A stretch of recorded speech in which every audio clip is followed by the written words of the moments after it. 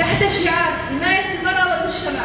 المخرجات هي: أولاً التنسيق مع منظمة السارة والتربية لإعطاء محاضرات عن الابتزاز الإلكتروني للطلاب في سن المراهقة.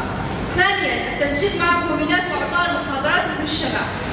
ثالثاً إعطاء ندوات حوارية للنساء والرجال. رابعاً فتح دورات مفتوحة للرجال المدنيين والعسكريين وإعطاء قانون الأسرة. خامساً التنسيق مع أسايش المرأة وهيئة المرأة لفتح غرف في نقاط الأسايش في جميع النواحي من أجل حالات الهروب. الاقتراحات: 1. فتح مركز لعلاج المتعاطين لمادات المخدرات. ثانياً تعديل قانون تعدد الزوجات وعدم شمله بالعفو ورفع سقف الغرامة المالية ليكون رادعاً.